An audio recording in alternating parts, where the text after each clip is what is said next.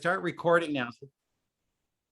We are with Art Cullen, who is the man who is barnstorming across Iowa, the rest of the country, to talk about the movie Storm Lake.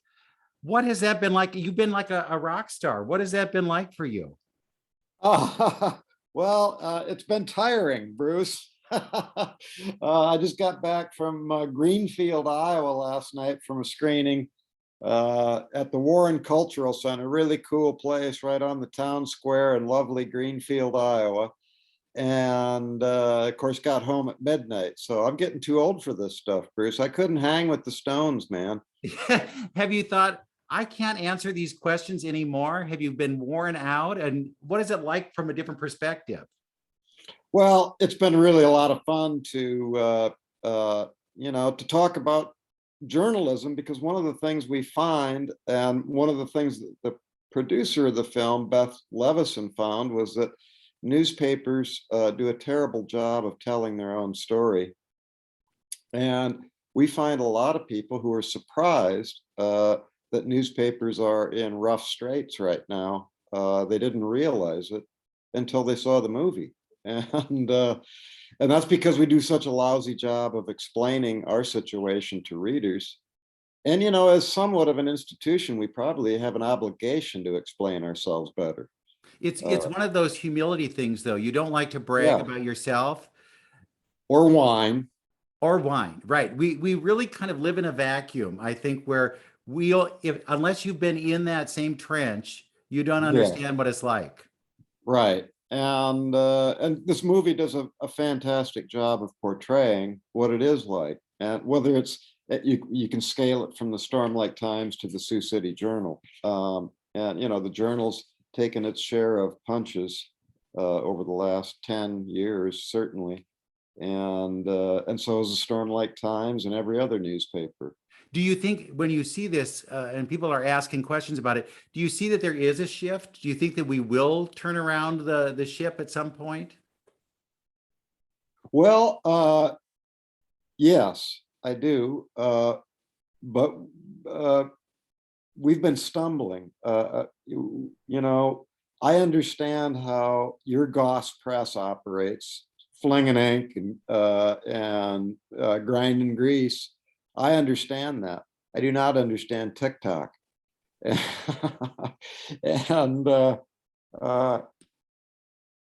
so we haven't done a great job of making that transition as an industry.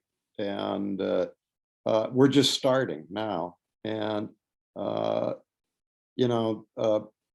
so we've got, we're marketing ourselves more aggressive online for the, Bruce Miller is now doing a podcast. Right. Isn't it weird how all the things that we didn't want to do when we started out are now part of what we do? We didn't want to go into radio. We didn't want to go into television. And now we're doing those kinds of things because it's part of what we do to help sell the print product, which is what we believe in.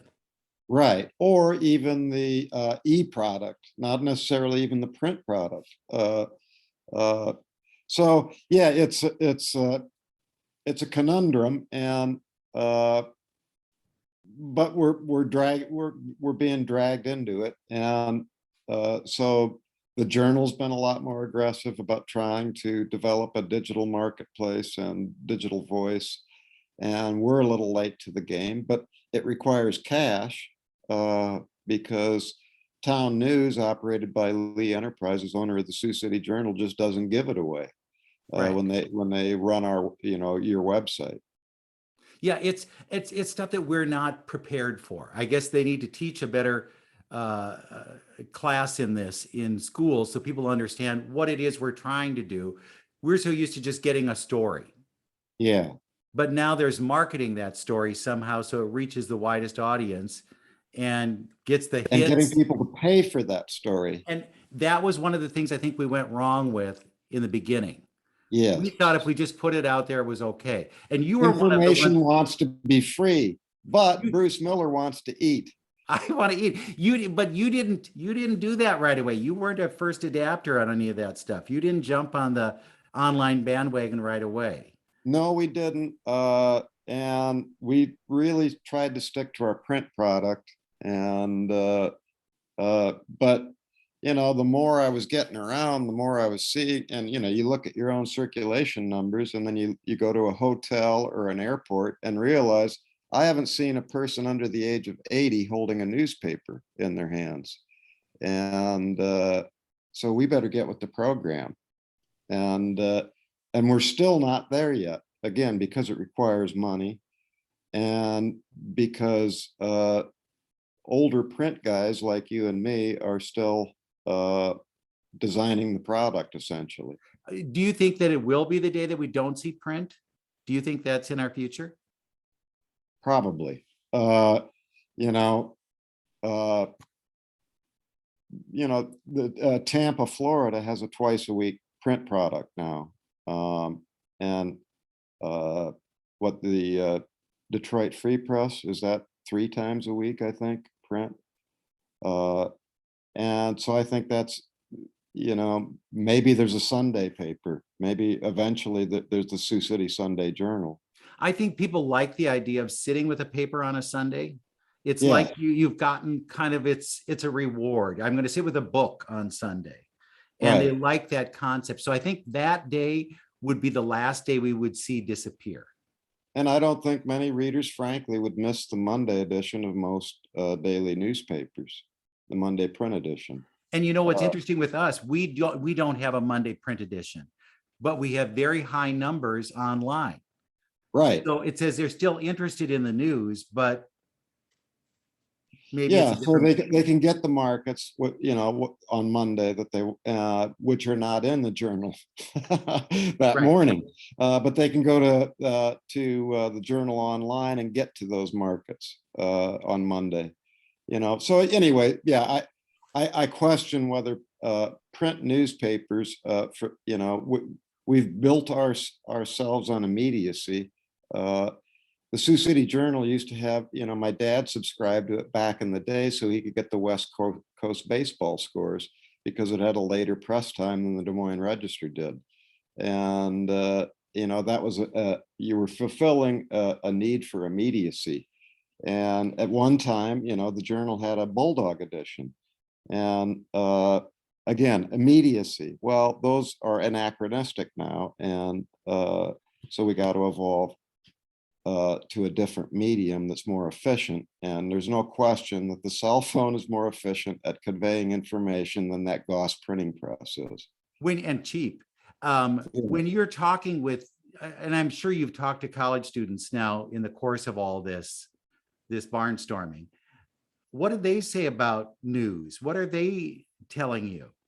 Because when I ask people, where do you get your news? They'll say Twitter. And you go, that's not news. You're not getting anything from that. That's not a news source. It's basically an advertisement. Right. Or Facebook, which is, I think, even worse. Facebook is bragging. Yeah. And it's dangerous to our democracy and our public health, from the propaganda and lies on there that, that are holding us back from getting vaccinations and so on.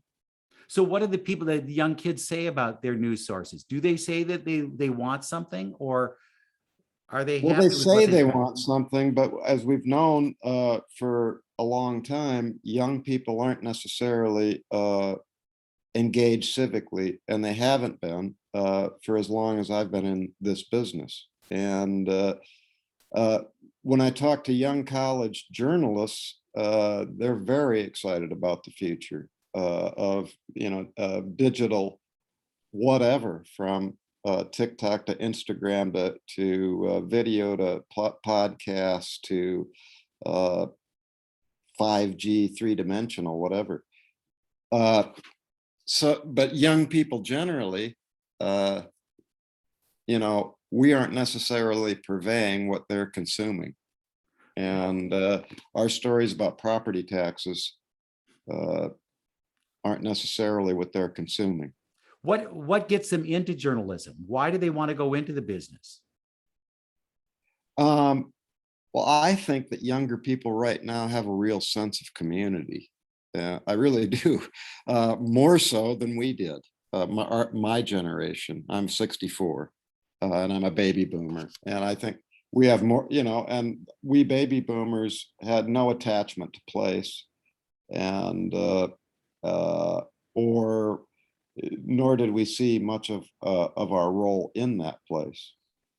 And that's a whole nother discussion. But Yeah, it's funny how we always felt we wouldn't try to usurp the older generation. We wouldn't try to butt up against them and say anything. We will have our time. Well, right, we this is our time, and we're not taking advantage of it. we blew Let's it. get the younger ones to do it, right? California's on fire. Right.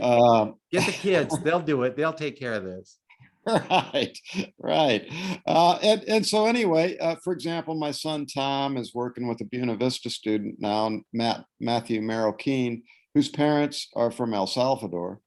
And he's a senior at Buena Vista and very adept at all forms of media and very bright and wants to stay in Storm Lake, I think. And so I think that future is bright, as long as we can forward this transition and maintain our voice as a leader in the community in providing that essential public forum. I don't know how we do that. I don't know how we take that public forum back from Facebook and Twitter. That's a real challenge. Has this movie being out there changed things for your paper? Definitely. And for the good, I hope. Yes, we formed something called the Western Iowa Journalism Foundation to support independent family-owned newspapers in rural areas in Iowa. And I was on a swing from Detroit to Chicago to the Twin Cities at screenings, and I got to my hotel room at midnight in Detroit and got an email that this billionaire from California, a Chinese immigrant, had heard me on an interview on Fresh Air on NPR. And in this email, they said they wanted to lay enough money on us to get us through the pandemic. Wow. Wow. There is a God, Bruce. There is. I love he comes that. in the form of a Chinese tech entrepreneur. Who knew? Yeah. And he has no agenda. He just was one of those people who came to the US at 17 and couldn't speak English and created an entire future for himself and said, I want to, pay back. And it was just more incredible. of those. Yeah, yeah. And so it has had a real impact on us because of that. We had a terrible first half of the year, as I think most newspapers did, still climbing out of this pandemic. Things have gotten better this summer, but this is really going to help us clear out those cobwebs from the first half of the year, and it gives us a whole new perspective on things. Certainly, it gives me a new perspective. Have subscriptions gone up? Are you seeing more people subscribing? Are they all out of state? Is that the new? Well, we're getting a lot of out-of-state subscriptions, digital subscriptions. And so now we have I think about 500 digital subscriptions or so on a base of 2,700. That's pretty significant. And it's something to pay attention to. And something that obviously then we can grow, I think. And again, it's going to be convincing people in Buena Vista and Sac counties that it's worth it to them. Sure. When this will be airing on PBS, right, in November? On November 15th on PBS on a program called Independent Lens, and it's a documentary program. What are your expectations from that? Because that's much broader. It's yeah, we're bad. We're nationwide. Well, yeah, who knows what's going to happen? I mean, we've just received tremendous response, both from donors and subscribers and new friends. That who knows what this broadcast could generate? But the real hope is that it engenders a discussion nationally about the future of community journalism, and not just the bigger daily newspapers, which have their own unique problems, the Philadelphia Inquirer or the Boston Globe, but local community weeklies like ours, that a lot of people laugh at or overlook, are actually just as vital to our democracy. And they're the ones that are disappearing now at the fastest rate. 6 weekly newspapers disappeared in Iowa in the past, since the pandemic, Oh, wow. including one of Iowa's oldest, the Centerville Daily Iowegian, which, what a great name, Right. lost to us. Yeah, that's not a good thing. I don't think at all. Nobody cares more about the people in your community than your paper.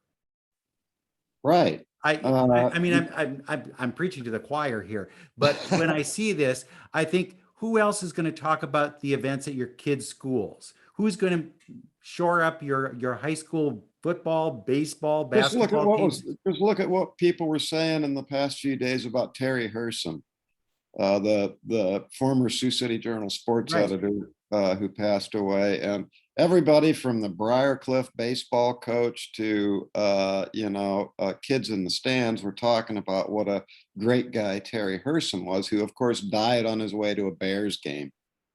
Isn't that like the ultimate? I mean, we should be so lucky, right? It's not going to Right. happen to us. And he didn't have to watch him lose. No, right. But it's really strange how we're writing the history of our communities that probably wouldn't get written if there weren't a paper there. Yeah, and they're not getting written in Youngstown, Ohio, or War Road, Minnesota, where newspapers closed, or Centerville, Iowa, home of Simon Estes. Right, right. Oh, see, look at the wealth of information that just pours out of you. You should be you should be at the state capitol sitting in an exhibit, and we just ask you questions and it comes out, right? Yeah, That'd be the one of best way those of feeling it. motorized heads talking. You and I could be there. We'll be like animatronics at Disney World, and just That's what you crank us call up them. and we're there. Tell me too about being the subject of a documentary.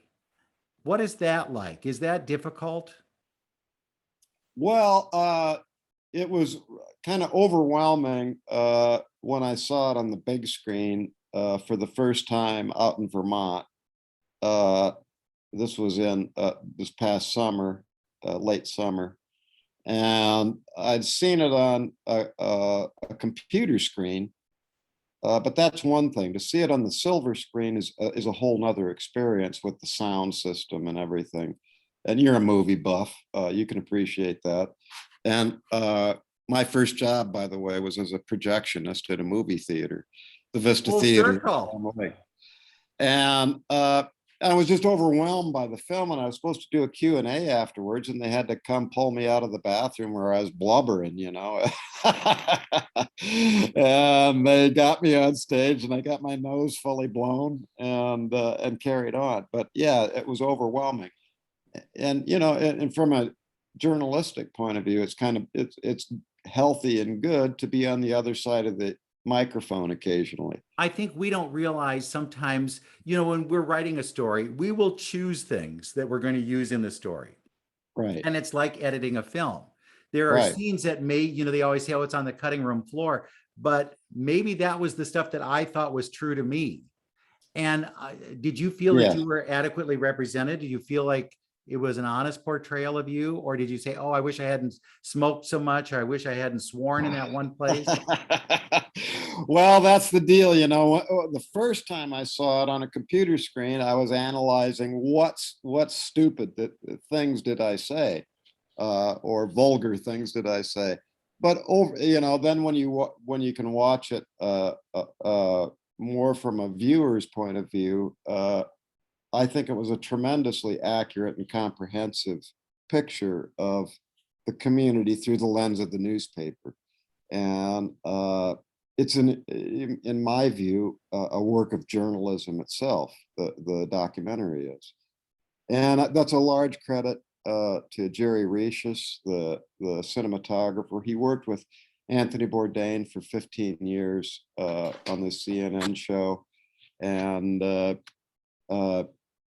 brought a real news perspective, I think, to the way he shot the film. And Beth Levison, the co-director and producer, also is a tremendous editor. And so I think they really did do it justice. But how do you trust somebody when they ask you to do this? How do you, because that's something that we do every day with reporting. We Yeah. are expecting people to trust us, that we're not going to mangle their words, that we're not going to, make it seem like they're saying something they're not. And that's salesmanship to a degree. And so Jerry Rishus was the one who first approached us. And he was reared on a hog farm near Buffalo Center, Iowa, up near Mason City. And so he knew the lingo, and I just trusted him immediately. And that's his salesmanship. He comes across as an Iowa farm boy who has no learning curve. And I also was aware of his reputation working for Anthony Bourdain, with Anthony Bourdain, and how they approach humble people in a humble way. And how you swear and smoke just like Anthony Bourdain, right? Isn't that how that goes? Yeah, right. Right. A lot of this is all based on the fact that you won the Pulitzer Prize for editorial writing in 2017. Was that it? Yes. What if that had never happened? Where would the Storm Lake Times be at this point? Or where would you be? I mean, it's a nice boost. Yeah. It's a great thing to have. Yeah. But what if it didn't? Well, yeah. If we hadn't won the Pulitzer, Jerry Rishus would have never seen this story in the New York Times. He lives in Brooklyn now. And he would have never seen this story in the New York Times saying that a tiny paper in Northwest Iowa won a Pulitzer Prize. That's what got him to give me a call. And that doesn't happen. A book doesn't happen. I wrote a book called creatively Storm Lake, right? And that doesn't happen, and the documentary doesn't happen, and most likely this fundraising doesn't happen, and nor would we be given the opportunity to discuss these things. Bruce Miller and I probably wouldn't be talking today to discuss these things at a national and local level, to talk about the importance of factual reporting to an informed electorate. So again, there is a God. Yeah, I think that's what we conclude, right? Yeah, that's the only deduction you can make. Yeah, it's fascinating, and having seen it, and I grew up in newspapers. It's my life. That's all I know. And I could smell the ink in this movie. I could feel what that tension was. I love when you're talking in there about how it's $100 if we're late. That's every night. Every night we talk about those kinds of things, and people don't realize it.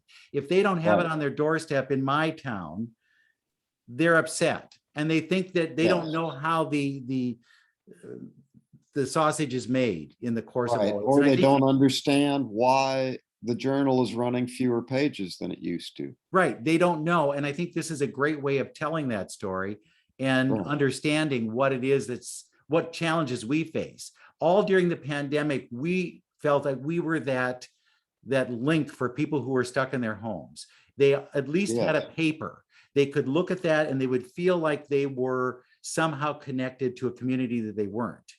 And I think they saw the Sioux City Journal battling to get information on COVID infections at area meatpacking plants and from public health authorities who were not giving up that information, including the governor.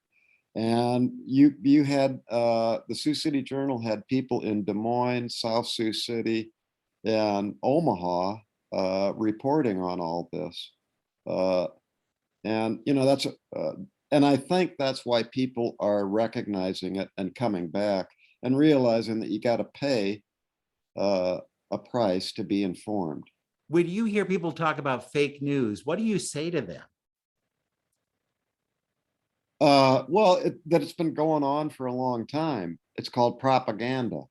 And, we've been battling propaganda for a long time. It's just that now it's become routine. Now, Joni Ernst just actually issued a press release through her office saying that Anthony Fauci had something to do with releasing this virus from the Wuhan lab. Come on, come on. You know, it's just torturous. You know, when a US senator is issuing a press release as sort of like a statement of fact, here news media report this distortion. Yeah, it's funny how In a world with no editors, that thing will get through. people don't want to know that this isn't necessarily the truth. This is one person's opinion that's masquerading as the truth. Right. Or one person's fantasy masquerading as the truth. Right. And yet people will believe it. That's what's so hard to get your Because hands it around. comes with the congressional seal on it. And or the presidential seal. And that's an important thing to discuss, I think, is how we've been under malicious attack for the past 5 years at minimum, from a president who called us an enemy of the people. And, you know, that's like North Korean talk. And it's important to acknowledge it and realize what we're up against. That's fascism. Right. Are you invigorated to get into the fight, to be part of that, to push back against these people? Or do you get tired at some point and you say, you know, somebody else has to take the charge. I can't do this anymore. Well, I do feel invigorated because, you know, democracy's at stake. And but you know, Art, as well as I do, we go, I don't have that many years left. I can just kind of just zone out and let it go to somebody else. Let them take care of the problem, because I probably won't. Then we would have never gotten into the newspaper business in the first place. When Bob Woodward and Carl Bernstein reported Watergate, that's what got you and me into this business. Yes. And so we would have never gotten into the business if we said, oh, well, losing democracy, gee, it was a good run. Glad we got to see it. No, that's not what we're about. Right. We're still fighting the good fight, as Cal Olson used to say here at the Journal. Right. And, wasn't Cal Olson part of a Pulitzer Prize winning? Yes, he was, in North Dakota. Yeah. Yeah. And he also would like to say things like, this would be a great town to start a newspaper in. Well, you're at the newspaper. Here we are, right? So, you know, we are always hampered by something. If it's we don't have enough advertising, if we don't have enough people, but we still keep fighting that fight. We still try to make sure that the people are getting the best that we can produce under the circumstances. Yeah. And I think if people realize that, and I think the movie shows how honest you people are in terms of just doing the legwork.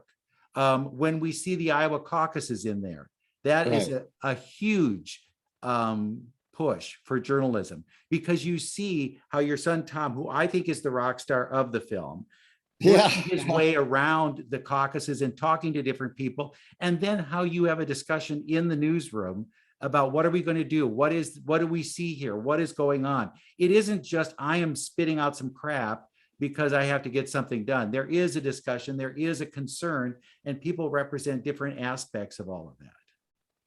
Right. And I think it recognizes that, you know, news is something that you follow as it goes along, and then there's a result, and you have to be patient with the news.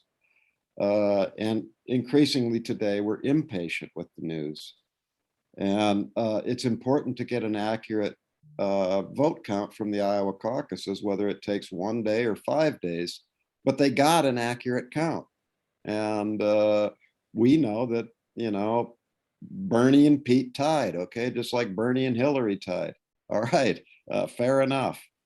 Do you think the Iowa caucuses are dead? Well, it certainly looks like the Republicans want to preserve them, but the Democrats don't. And so I'm not sure how that's going to play out by 2024. And also, it's just very curious that, you know, with Joe Biden at his advanced age, you just don't really know, okay, what is going to happen in the next 2 years. There's a lot of big questions out there. And they've given us a window onto a world we probably wouldn't get.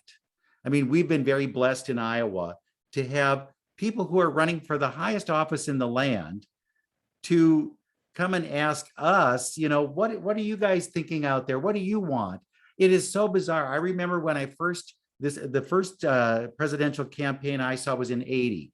And yes, you saw these people coming and they were like wearing orange makeup. And you thought, what is this?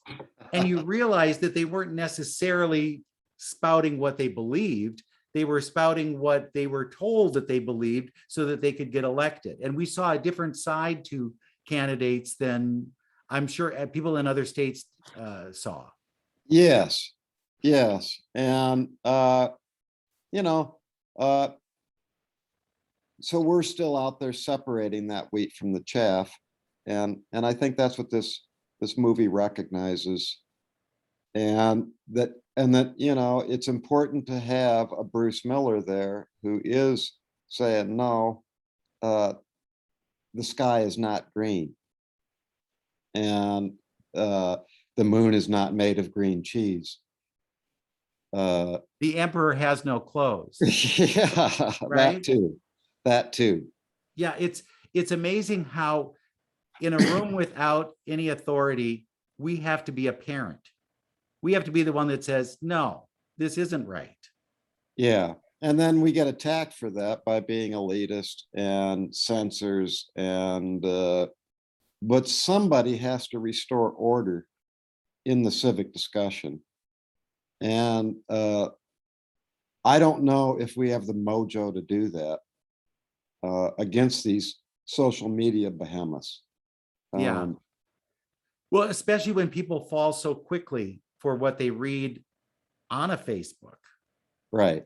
But I also have hope that the category killers like the New York Times and the Washington Post, and to a lesser extent the Wall Street Journal, will be able to, look what David Fahrenthold from the Washington Post did in holding Trump accountable to the nation, and on his reporting about Mar-a-Lago and all that, and so I think that they're doing a great service to the country, leading the way back to a sane discussion of the facts.